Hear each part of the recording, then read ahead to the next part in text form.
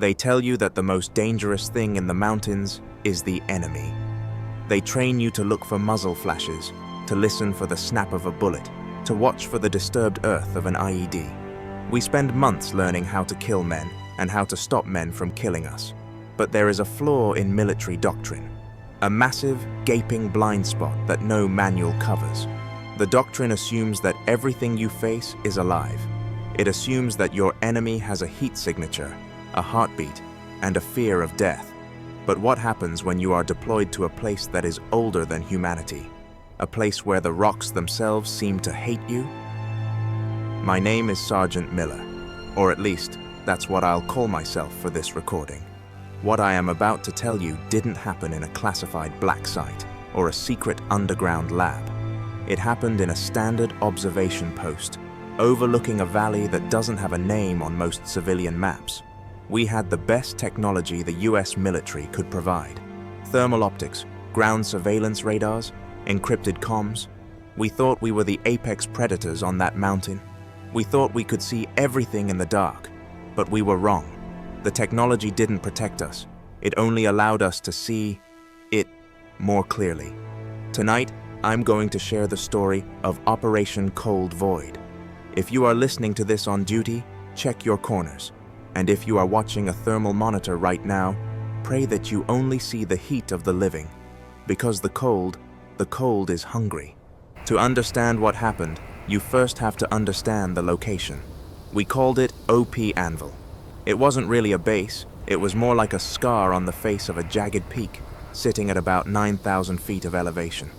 The air was so thin up there that carrying your full kit felt like you were trying to run underwater. It was mid-January, the kind of winter that doesn't just make you cold, it makes you angry. The temperature hovered around minus 20 degrees Fahrenheit during the day and dropped to God knows what at night. Everything froze. The diesel gelled up, the batteries died within minutes if you didn't keep them next to your skin, and the condensation from your breath would turn to ice crystals on your eyelashes instantly. There were 6 of us up there, just 6 men, a few crates of MREs, enough ammo to hold off a battalion for maybe 10 minutes, and a whole lot of nothing. Our job was simple: reconnaissance. We were the eyes for the main FOBI, forward operating base, down in the valley. We were supposed to watch the mountain passes for smugglers or insurgents moving weapons through the snow. My team was a mixed bag. I was the NCO in charge. Then there was Doc Harrison, our medic who spent more time fixing the generator than fixing us. Ramirez and Kowalski were on heavy weapons. And then there was Henderson, Private First Class Henderson. He was the FNG, the fucking new guy. He had been in the country for maybe 3 weeks before they rotated him up to Anvil. He was eager, twitchy, and terrified of screwing up. The routine was mind-numbing. We ran shifts, 4 hours on, 4 hours off. The on shift meant sitting in the observation bunker, a glorified hole in the ground reinforced with sandbags and plywood, staring at green and black screens. We had a long-range thermal imager, LRTI, set up on a tripod. That machine was our lifeline. In pitch black, it turned the world into a high-contrast video game. Living things glowed bright white or red. Rocks and trees were dark. It gave you a sense of godlike power. You could see a coyote hunting a rabbit 2 kilometers away. But isolation does strange things to the human mind.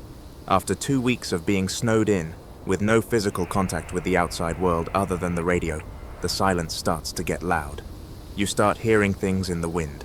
The flapping of a tarp sounds like footsteps. The settling of the snow sounds like a whisper. It was day 18 of the rotation. The blizzard had been raging for 3 days straight, burying us alive. Visibility with the naked eye was 0. You couldn't see your hand in front of your face if you stepped outside the bunker. I was on the midnight shift, 0 to 4. Henderson was with me. The bunker smelled of stale coffee, CLP gun oil, and unwashed bodies. The only light came from the glow of the thermal monitor and the small red LEDs on the radio stack. "Sarge," Henderson whispered, breaking the silence that had lasted for an hour. He was staring out of the slit in the sandbags, into the swirling white void of the storm. "Do you believe the stories about this valley?" I sighed, rubbing my eyes. I didn't have the patience for ghost stories. Which stories, Henderson? The ones the locals tell to scare us off, or the ones the guys back at base tell to scare you? The locals, Sarge, the interpreter. Before he left, he said nobody comes up here in winter, not even the goats. He said there's a reason the caves are empty. It's because it's minus 20 degrees, Henderson, I replied, leaning back in my folding chair. Nobody is stupid enough to be up here except us. We're getting paid to freeze. Spirits don't get hazard pay. Henderson didn't laugh. He just kept staring into the dark. It's just quiet, Sarge. Too quiet. Even the wind sounds wrong. I looked at the kid. He was gripping his rifle so hard his knuckles were white. Relax, kid. Watch the screen. If anything moves out there, the thermal will pick it up long before your eyes do. Heat doesn't lie. Thermodynamics is the only religion you need up here. I turned my attention back to the LRTI monitor. The screen showed a grayscale landscape of the valley floor below us. It was a dead world. Cold rocks, cold trees, cold snow. Nothing was glowing white. Nothing was alive. Or so I thought. At 02:15, the screen flickered. Just a momentary glitch. A line of static ran down the monitor. I tapped the side of the ruggedized casing. Piece of junk, I muttered. What was that? Henderson asked, jumping slightly. Nothing. Power fluctuation. The generator is probably choking on the cold fuel again. I recalibrated the focus. The image sharpened, and that's when I saw it. At the very edge of our sector, about 800 meters out, near a cluster of jagged rocks we called the Teeth, there was a spot. In a thermal image, hot things are white. Cold things are black or gray. But this was different. It was a spot of absolute pure black, darker than the rocks, darker than the freezing air. It looked like a hole had been punched through the reality of the screen. And it wasn't just a glitch, because as I watched, the black void moved. It didn't walk. It didn't run. It slid across the snow, moving against the wind, heading up the slope, heading straight for us. I stared at the screen, my finger hovering over the calibration button. Logic is the first casualty of fear. My brain was frantically trying to categorize what I was seeing into something safe, something explainable. It's a deer, I told myself. A wolf. A plastic bag blowing in the wind. But plastic bags don't have mass, and wolves don't register as a black void on a thermal sensor. In thermal imaging, black hot is a setting, sure, but we were on white hot polarity. That means heat glows white and cold is dark. For something to appear as that deep of a black against the already freezing snow, it had to be colder than the environment itself. It was like looking at a walking block of dry ice. Absolute zero. Sarge, what is it? Henderson's voice cracked. He was fumbling with his PVS-14 night vision monocular, trying to strap it to his helmet with trembling hands. Stop moving, Henderson, I hissed, not taking my eyes off the monitor. I'm trying to get a lock. I adjusted the focus ring. The digital image sharpened. The object was about 600 meters out now. It had a shape, but it wasn't a biological shape. It looked fluid, like a column of smoke that was heavy enough to drag along the ground, yet it kept a rough, humanoid stature.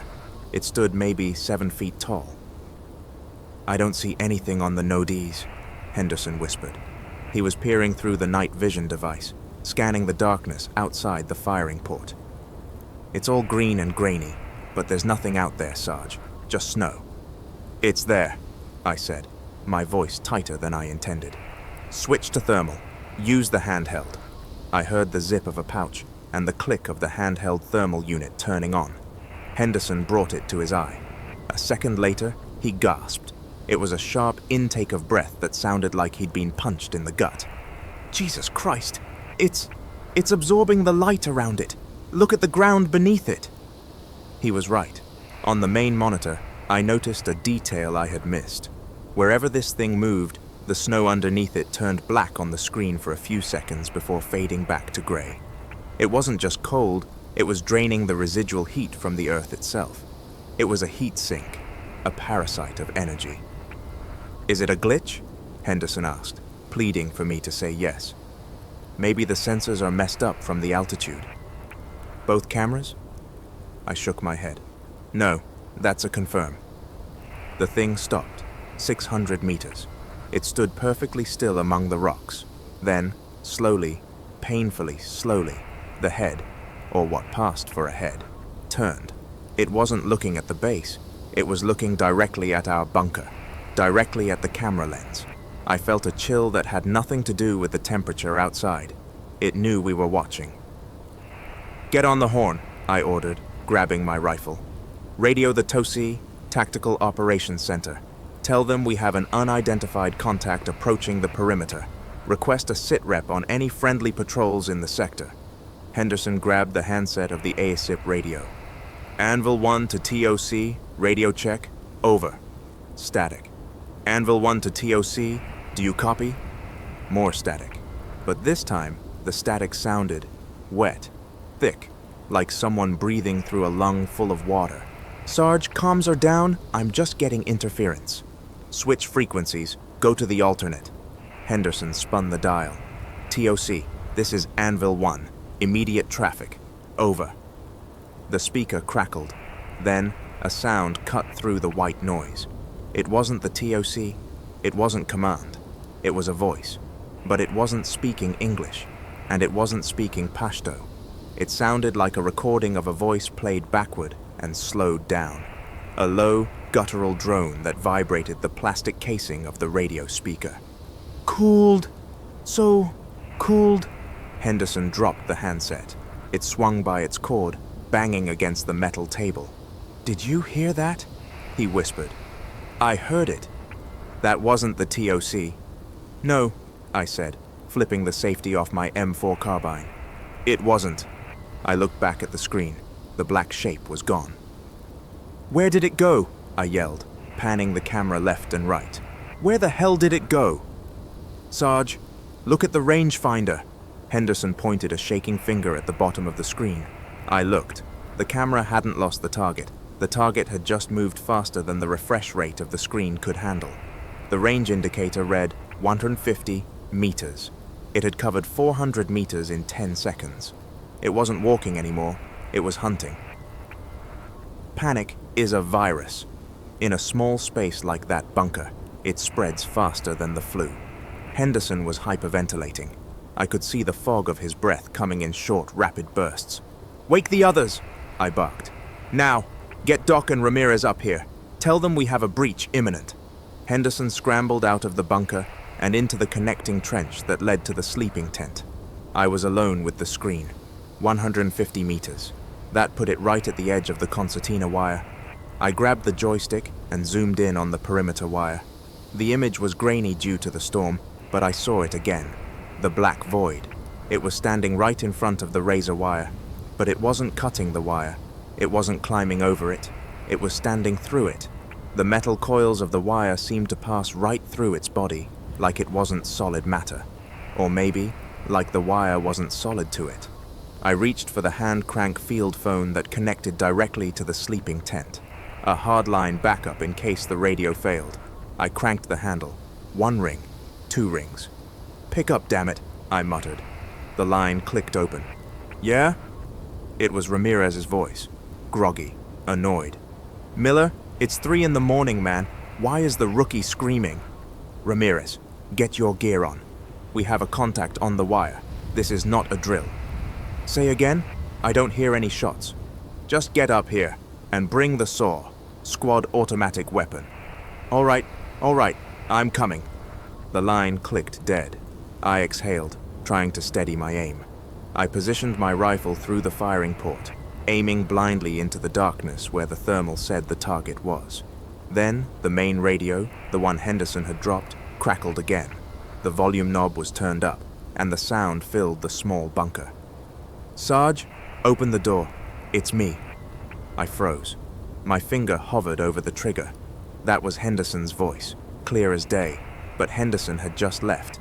He was in the sleeping tent with Ramirez. "Sarge, come on. It's freezing out here. Let me in." The voice on the radio was casual, too casual. It lacked the stress, the fear, the heavy breathing that Henderson had just seconds ago. It sounded flat, monotone, like someone reading a script they didn't understand. I keyed the handset, my hand shaking. Henderson, what is your location? I'm at the door, Sarge. Just open the door. I looked at the heavy steel door of the bunker. It was bolted shut. There was no window on it. If you're at the door, I said slowly, give me the challenge and password for the night. Silence on the radio. Just the static hissing like a snake. Then a giggle, a dry, rasping giggle that sounded like dry leaves scraping together. Password, password. The password is meat. That wasn't the password. I kicked the chair away and backed up against the wall, aiming my rifle at the bunker door. The radio voice changed pitch. It shifted from Henderson's voice to something deeper, something that sounded like my own voice. Open the door, Miller. We just want to get warm. Suddenly, the field phone rang. The hardline. The loud mechanical ringing made me jump out of my skin. I grabbed it. Report! It was the real Henderson. He was screaming. Sarge, you gotta help us. Ramirez won't wake up. None of them will wake up. What do you mean? They're just lying there. Their eyes are open, but they won't move. And, God, Sarge, the temperature in the tent, it dropped. It's so cold. The heater is on full blast, but I can see ice forming on their faces. Get back to the bunker, I yelled. Leave them. Get back to me. Now. I can't, Henderson sobbed. There's someone standing in the trench, between me and you. I looked at the thermal monitor. I saw the black void. It wasn't at the wire anymore. It wasn't at 150 meters. It was right outside my wall, and there was a second black spot standing in the trench, blocking Henderson's path. They were multiplying. And then the power died. The generator cut out with a dying wheeze. The lights went out. The thermal monitor went black. I was in total darkness, alone, with only the sound of the wind and the voice on the radio that was still working on battery power. Found you, the radio whispered. And then a heavy metallic thud hit the bunker door. Total darkness is heavy. It has a weight to it. When the generator died, the bunker became a tomb. The only light came from the faint green glow of the radium paint on my watch hands. Thud, thud. The impacts on the door were rhythmic. Whatever was out there wasn't trying to break the lock. It was testing the structural integrity of the steel itself. I fumbled for my vest and pulled out a chem light. I cracked the plastic tube and shook it. A sickly green light flooded the small space, casting long, dancing shadows against the sandbags. The radio was still hissing in the corner, that battery light blinking like a red eye. Let us in, Miller. It's warm inside, the radio taunted. Shut up, I whispered, smashing the butt of my rifle against the radio to silence it. The plastic shattered, and the voice finally died. I moved to the firing port, a small rectangular slit in the steel door. I knew I shouldn't look. Every instinct in my body screamed at me to curl up in the corner and wait for dawn. But I was an NCO. I had a duty. I pressed my face against the cold metal of the door and looked through the thick, bulletproof glass of the viewport. The storm outside had momentarily cleared, or maybe the presence of these things had pushed the weather back. The moon was hidden, but the snow reflected enough ambient light to see the trench. It was there, standing less than 2 feet from the door. Without the thermal camera, it didn't look like a black void anymore. To the naked eye, it looked like a shadow that had peeled itself off the ground and learned to stand. It was semi-translucent, like smoke caught in a jar. But inside that smoke, there were shapes. I squinted, trying to process what I was seeing. Swirling inside its chest cavity were faces, screaming faces. I recognized one of them. It was the face of our interpreter, who had left 2 weeks ago. His mouth was open in a silent, frozen scream. The creature raised a hand, a limb that shifted and elongated like oil on water, and touched the glass of the viewport. Crack! The bulletproof glass didn't shatter.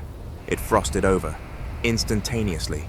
A web of white ice spread from its fingertips, covering the window. I could feel the temperature in the bunker plummet. My breath was now coming out in thick white clouds. The chem light in my hand started to dim. The cold was draining the chemical reaction itself. Then I heard Henderson screaming from the trench again. Sarge! Help me! They're moving! I looked away from the frozen window. I had to get to the kid. I couldn't go out the front door. That thing was blocking it. I grabbed a flare gun and a pouch of grenades. I kicked open the emergency hatch at the back of the bunker, a small crawl space that led into the ammo storage and out to the secondary trench. I squeezed through the hole, dragging my kit with me. The cold air hit me like a physical blow. It felt like jumping into a frozen lake. I popped up in the secondary trench. I could see the sleeping tent about 20 meters away. Henderson was backed up against the canvas, waving his rifle wildly, and between us, closing in from both sides of the trench, were 3 more of those shadows.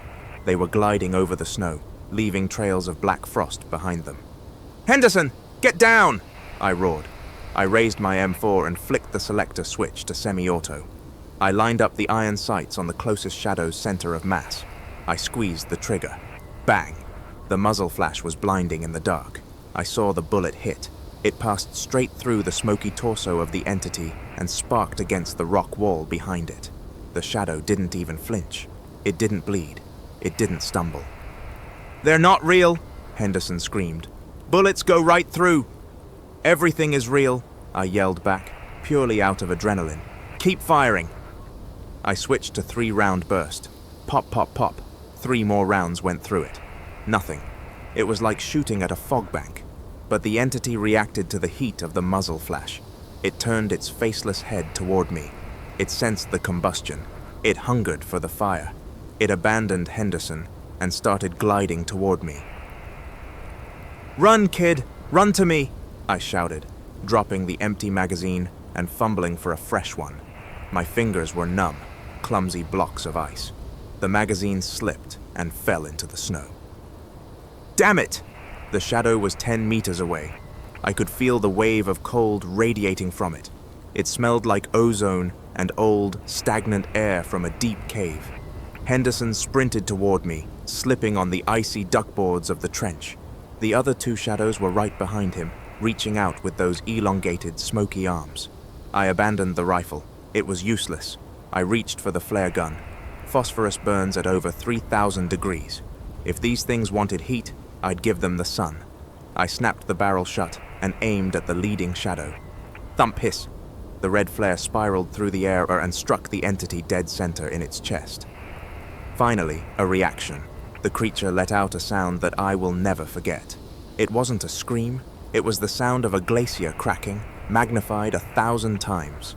A high-pitched, crystalline shriek that made my teeth ache. The flare stuck inside its smoky body, burning furiously. The shadow thrashed, clawing at the red fire, consuming it from the inside. The heat disrupted its cohesion. The smoke boiled away, evaporating into the night air. In seconds, the entity was gone, dissipated into nothingness. "Fire!" I yelled at Henderson, grabbing him by the vest and hauling him into the ammo pit. "Use fire, flares, incendiary grenades, anything hot." We tumbled into the pit. Henderson was sobbing, his face pale white. "The tent! Inside the tent!" he stammered. "Doc, Ramirez, they shattered, Sarge. When the shadows touched them, they just shattered like glass." I slapped him, hard. "Focus! We are not shattering today. Where are the thermite grenades? We had a crate for destroying equipment." By the main entrance." "Okay, here is the plan. We are going to burn the perimeter. We are going to create a wall of fire." We could hear them outside, more of them. The shrieking of the one I killed had called the pack. The ground vibrated. They were swarming over the sandbags. I handed Henderson a road flare. "Light it. Don't throw it. Hold it. It's your shield." He struck the cap. The red light hissed into life, casting demonic shadows on his terrified face. We climbed back out. The scene was a nightmare. The OP was overrun. There were dozens of them, tall, wavering columns of black frost, circling the ammo pit. They were wary of the flare in Henderson's hand, circling like wolves afraid of a campfire. "We have to make it to the vehicle," I said, pointing to the Humvee parked 50 meters down the ridge. "It has a block heater. If we can start it, we have a chance." "They're blocking the path," Henderson whispered. I pulled the pin on an AN-M14 incendiary grenade. Not for long. I threw the grenade. It landed in the middle of the pack. It didn't explode. It ignited.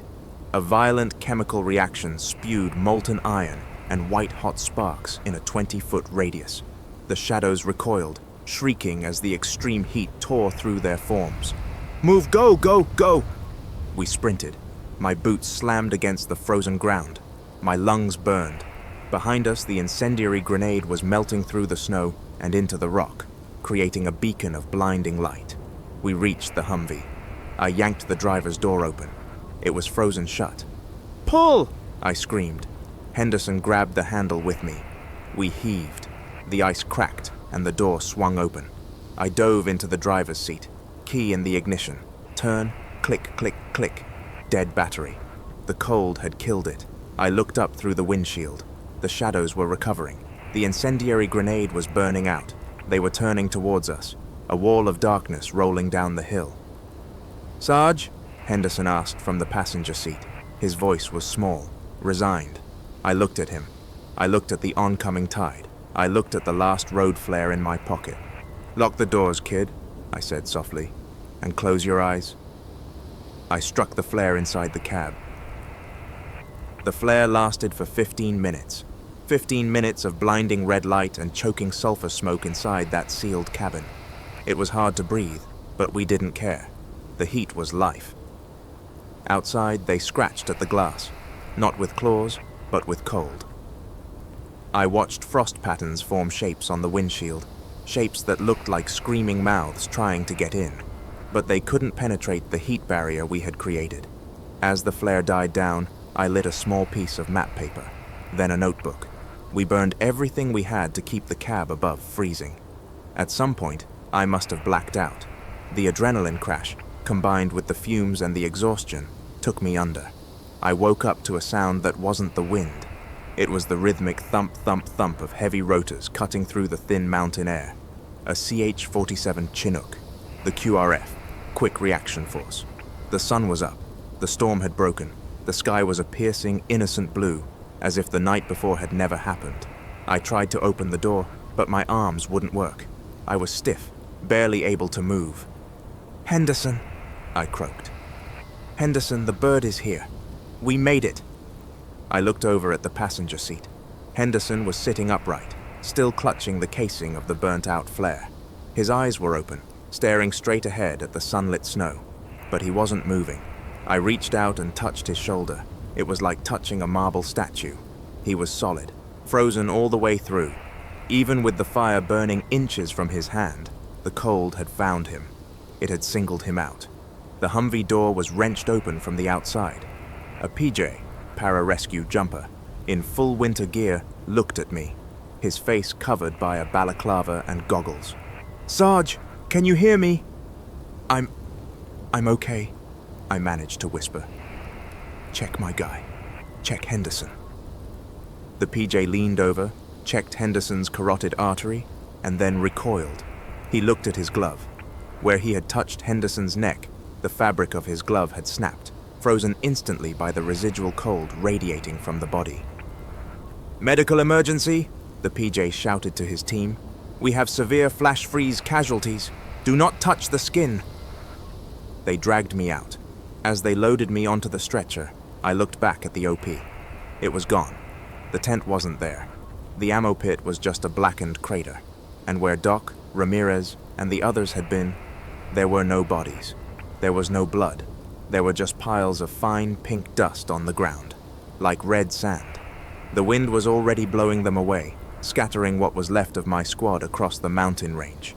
The entities were gone, retreated into the caves, or back into the fabric of the dark itself, waiting for the next long night. I spent 3 months at Landstuhl Regional Medical Center in Germany. They treated me for severe hypothermia and frostbite. I lost 2 toes on my left foot, but the doctors couldn't explain why my core temperature remained 3 degrees lower than a normal human being for weeks. I never saw Henderson again. I never saw the bodies of the others. When the debriefing finally happened, it wasn't with my commanding officer. It was with 2 men in grey suits who didn't give their names.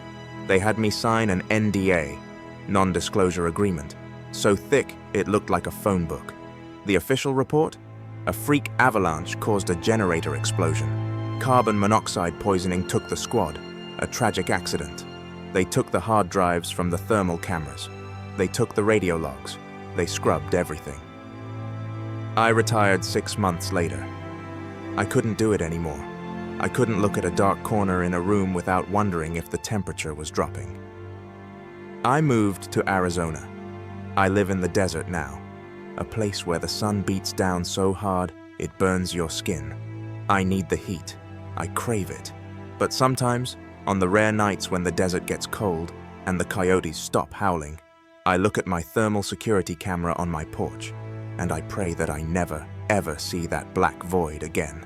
Because I know they are still out there, in the high places, in the cold places, watching, waiting for the lights to go out. This is Captain Nightwhisper. Stay warm, stay in the light, and if you hear your friend's voice on the radio when you know they are sleeping, don't answer. Out.